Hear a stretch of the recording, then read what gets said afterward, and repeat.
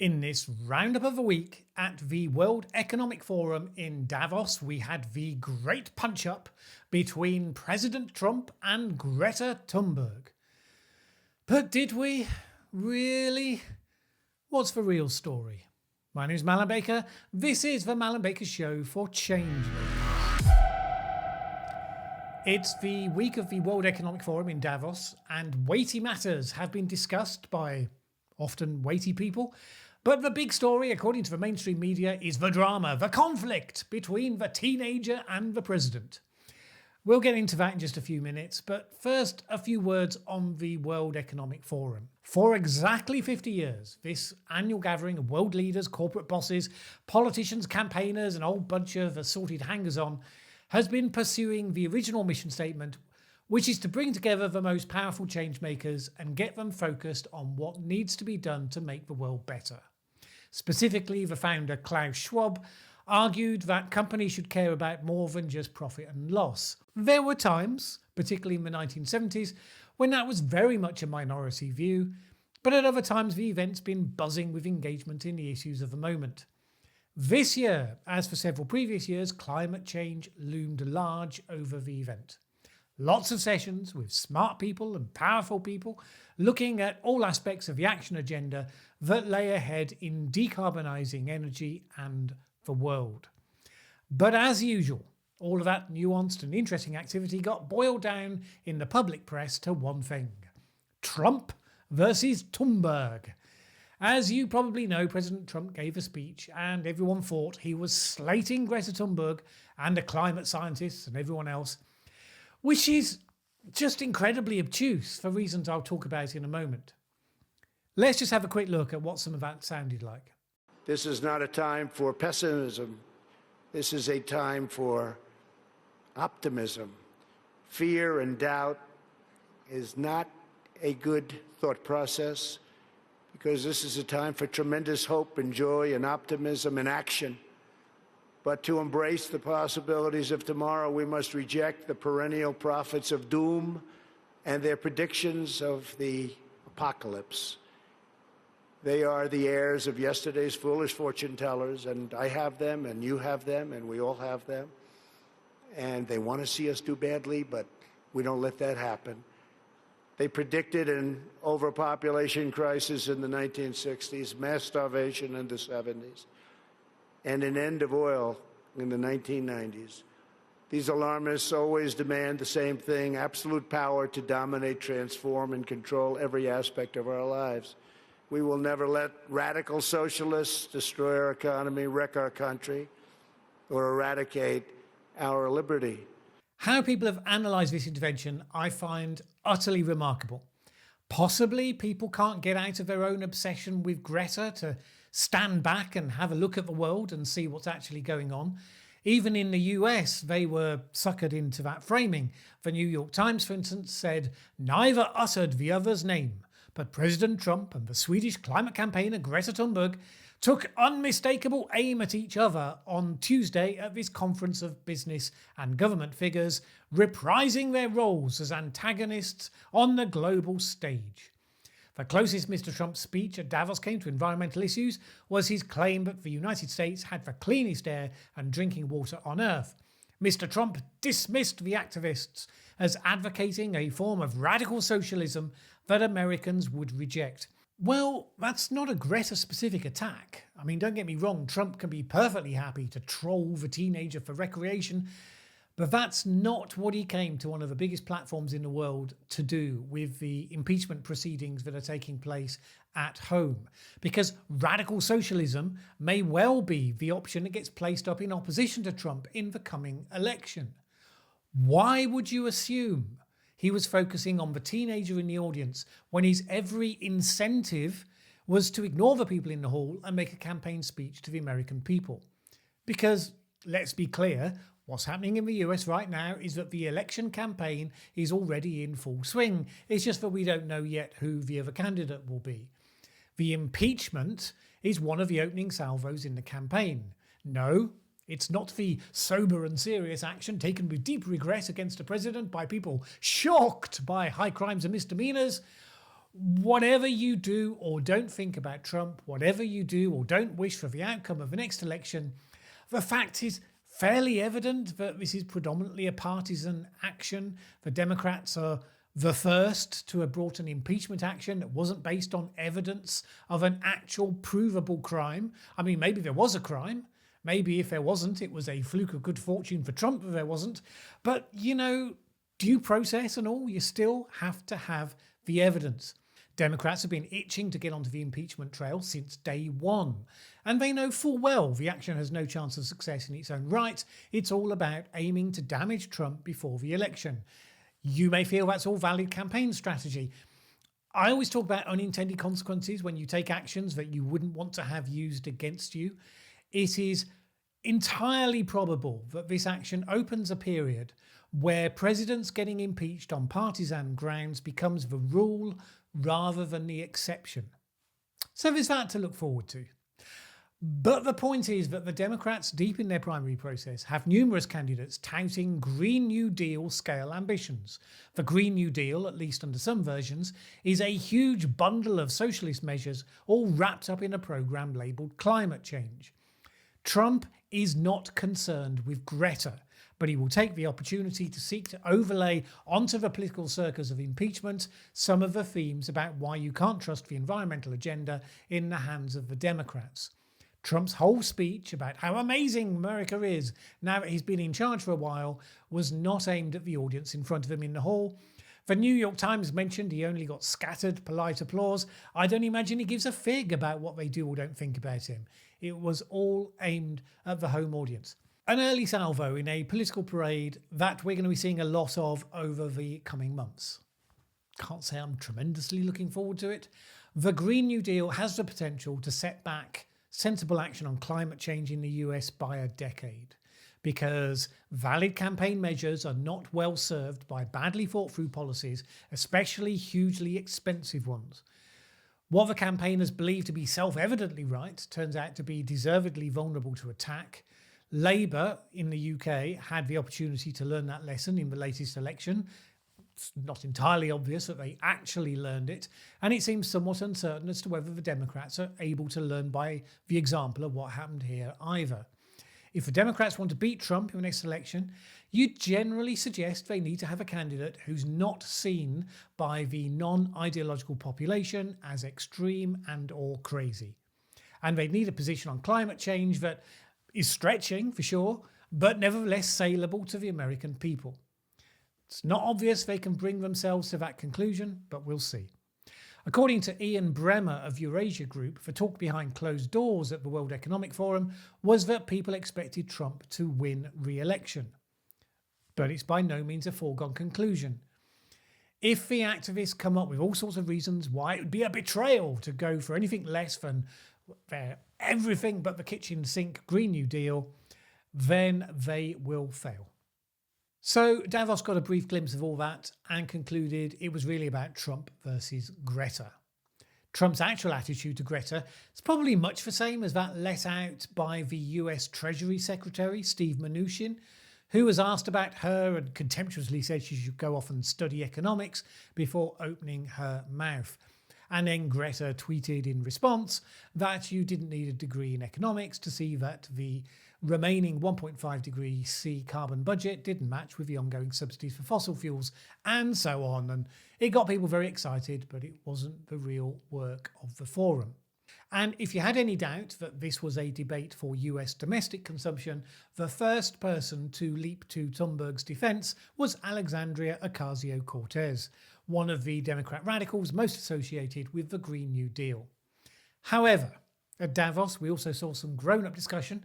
The Prince of Wales launched an initiative between him and the WEF on sustainable markets, bringing together a council of chief executives and similar of some of the biggest financial players, plus some other businesses, to look at questions about how the market should be properly structured and incentivised to make the scale of change needed over the coming decade. It's the sort of thing that he's been involved with for almost as long as the World Economic Forum has existed. And what he launched was exactly what he's done in the past. Used the royal platform to bring together chief executives and world leaders and others with experience to create a platform for change. Incidentally, you know how much the new narrative is leading us when you note that various stories recorded a meeting at Davos between the Prince of Wales and Greta Thunberg. All of the ones I saw were phrased Prince of Wales meets Greta Thunberg.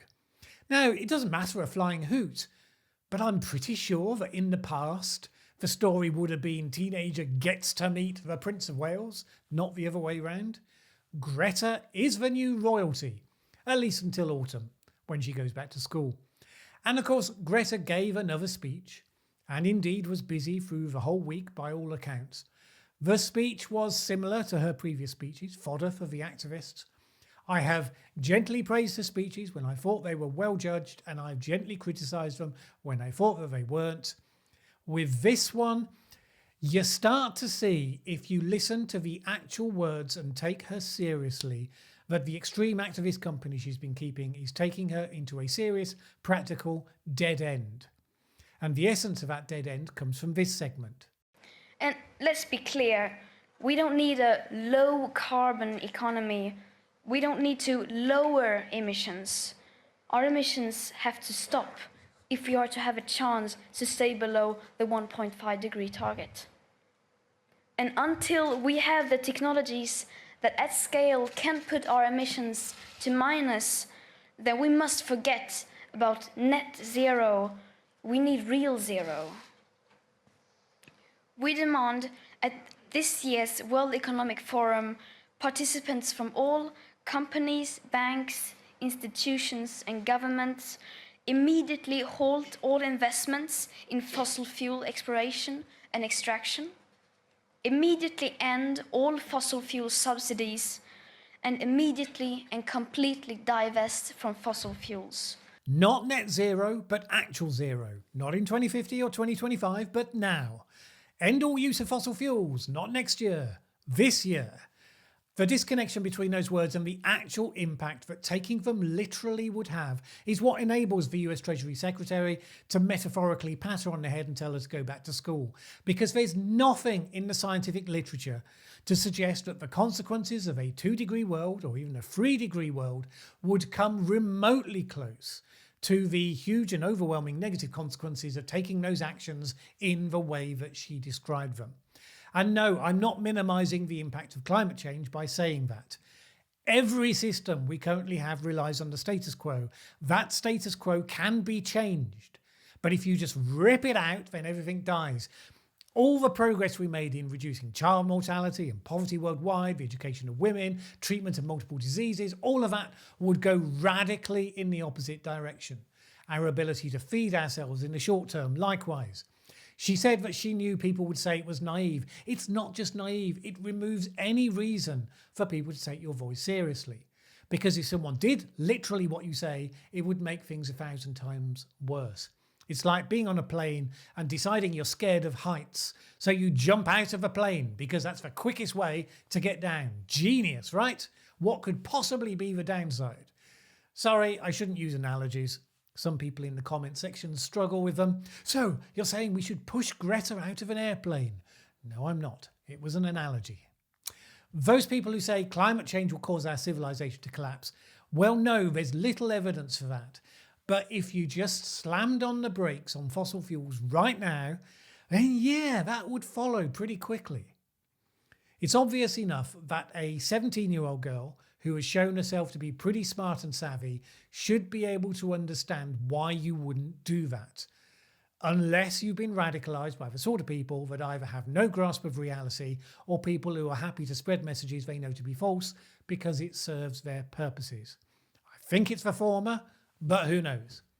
If you fixate on one factor that you elevate to make more important than anything else, then you can miss the realities that have to be balanced to make something happen.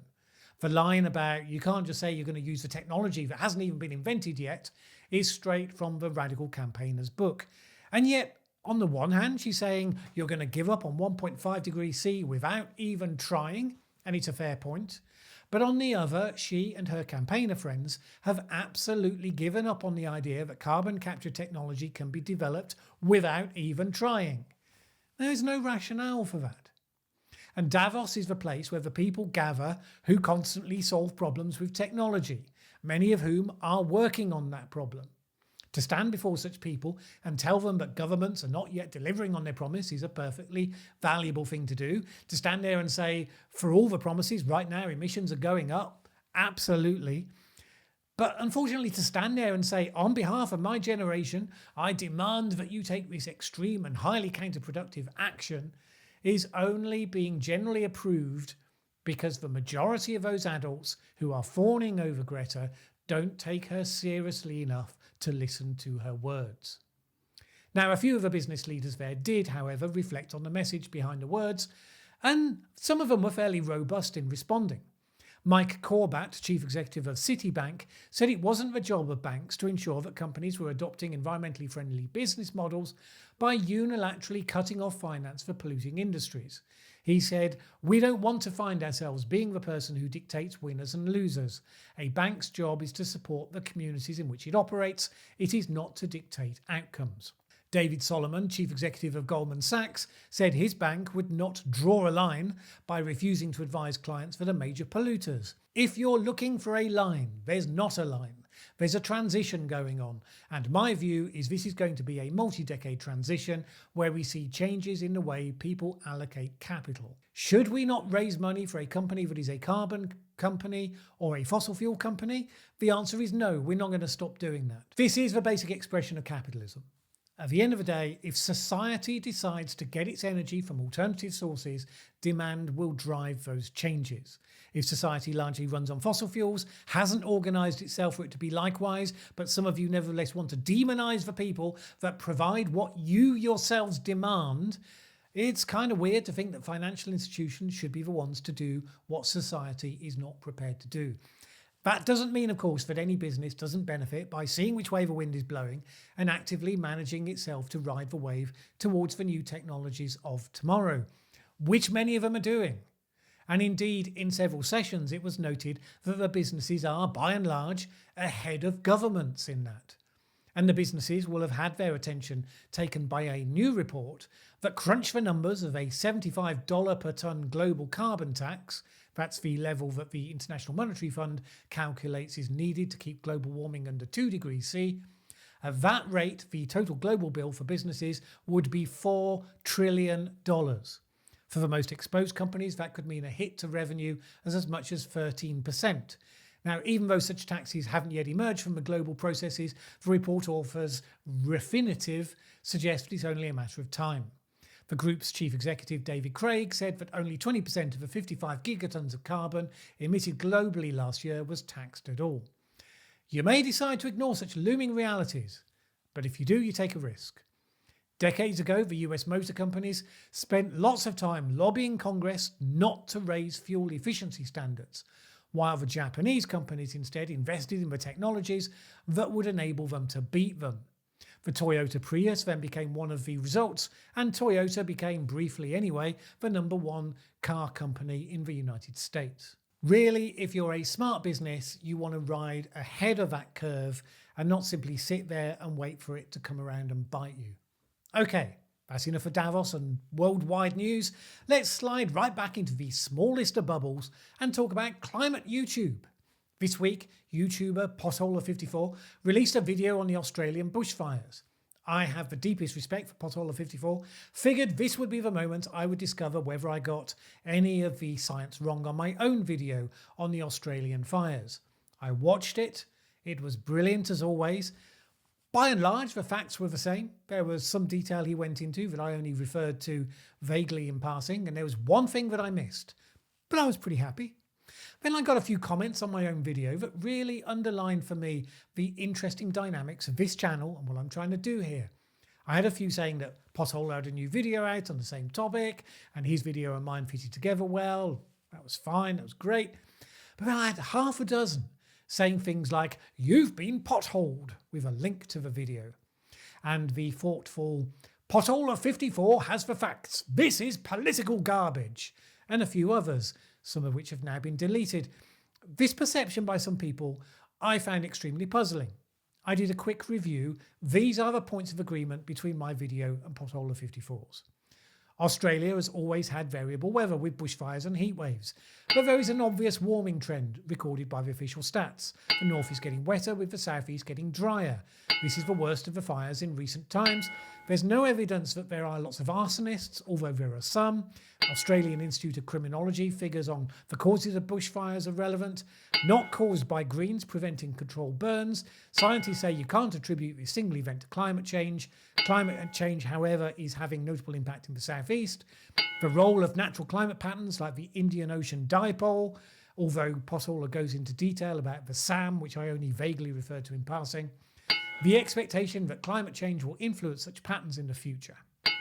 And the disagreements? Well, no real disagreements. One important additional insight from Potholer, which is that the major fires were the result of the 6% natural causes, which were generally dry lightning storms, because these tended to happen in more remote places, while the human-caused fires were generally quicker and easier to get to and to control.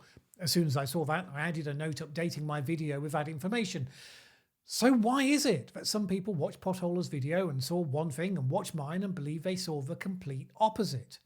I asked the commenters concerned, none of them responded and some deleted their comments for whatever reason. I think it just comes down to which arguments you feature. Potholer made passing reference to the woke left-leaning celebrities saying nonsense about how the fires were all the result of climate change, but he mostly focused on the climate skeptics' attacks and disputes. I also dealt with some of the climate skeptics who were saying it was all down to the Greens, but I spent just as much time on the other side that was distributing misleading memes and so on. And on my channel, I attack the extremes of Extinction Rebellion every bit as much as I do the arguments of the climate skeptics. Well, some people don't do nuance. You're either on their side or you're on the other side. Potholer would say that he isn't on any side, he's on the side of the science. And he's done 1 or 2 videos pointing out when Al Gore was wrong and that the 12 years to save the planet stuff from AOC was wrong. But mostly he just debunks the skeptics and their attacks on the science.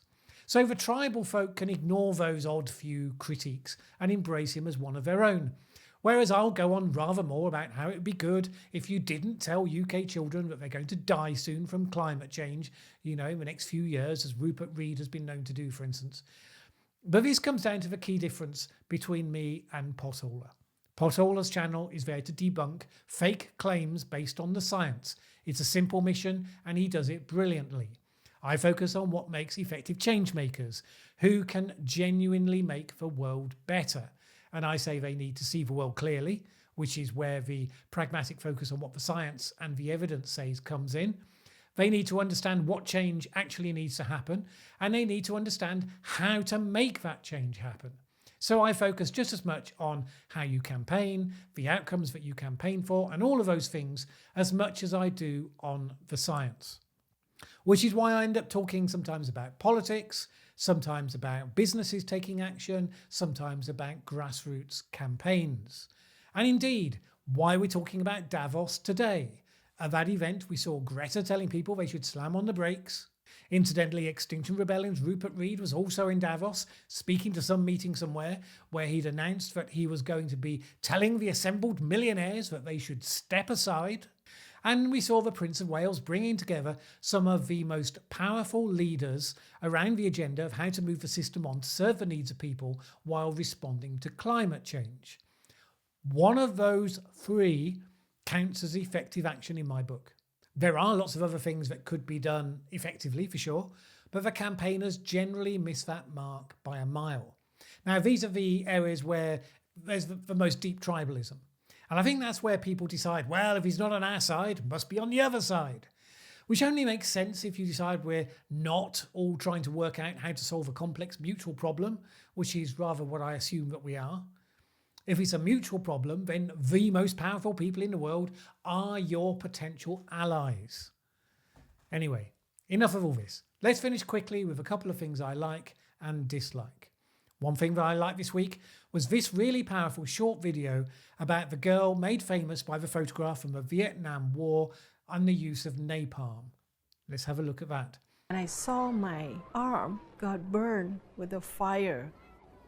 I thought, oh my goodness, I get burned? People will see me different way?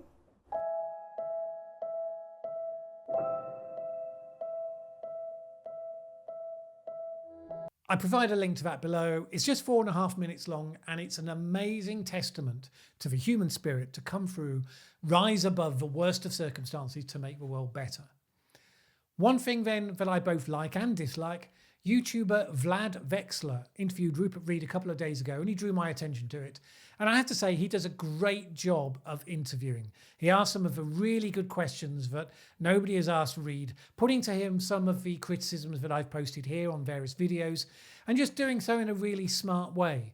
And that's why I like it. I don't like it at the same time because I think Reed gives a pretty poor range of answers most of the time. For instance, when asked about telling children that they may not get to grow up because of climate change, he worked it quickly round to criticism of the IPCC without really having to address the question. But again, I'll give you a link below and you can make up your own mind about that. That's all for this week. My name's Mallen Baker. This is The Mallen Baker Show.